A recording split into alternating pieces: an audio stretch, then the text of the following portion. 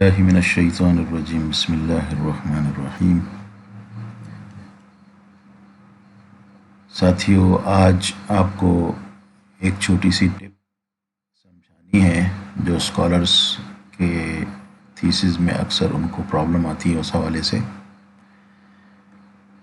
वो शिकायत करते हैं कि जब हम माइक्रोसॉफ्ट वर्ड खोलते हैं तो इसमें जो रेफरेंस की लाइन है, ये सामने जैसे आपको नज़र आ रही है, ये राइट पे होती है, ये लेफ़्ट पे होती है, इसे राइट पे होना चाहिए। तो हम इसे किस तरह राइट पे करें, तो इसके लिए आपको 2-4 स्टेप्स करने पड़ते हैं। वो ये कि सबसे पहले आप इस पेज को, ये प्रिंट लेआउट व्यू में है, इसमें आपको इसके स्केल सब कुछ नज़र आ रहा है, इसको ड्राफ्ट में लाना पड़ेगा। तो इसके लिए हम व्यू पे जाएंगे और व्यू से ड्राफ्ट के ऊपर क्लिक करेंगे तो ये सादे फॉर्मेट में आ जाएगा।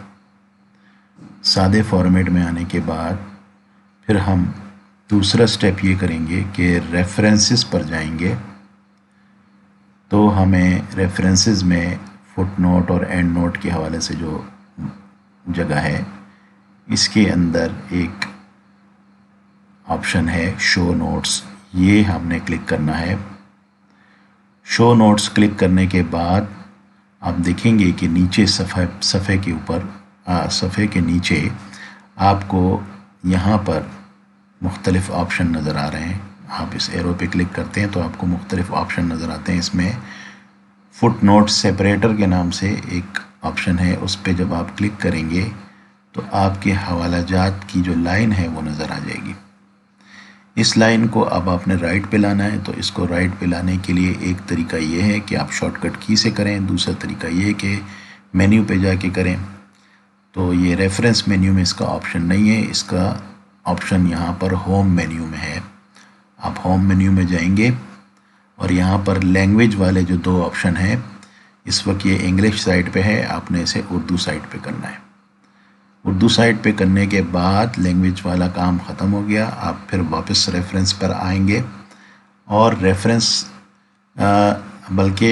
पे नहीं, सॉरी, वापस आप व्यू पे आएंगे और व्यू से आप क्या करेंगे, ड्राफ्ट के बजाय वापस प्रिंट लेआउट व्यू पे करेंगे तो आपका पेज अपनी असल हालत में आ जाएगा। अब अगर हम देखते हैं तो नीचे आपकी लाइन वापस अपनी जिस पोजीशन पे आप लाना चाहते थे उस पे आ गई। उम्मीद है ये टिप आपको पसंद आएगी। इंशाल्लाह इसी तरह छोटी छोटी टिप्स आपके साथ शेयर करता रहूँगा।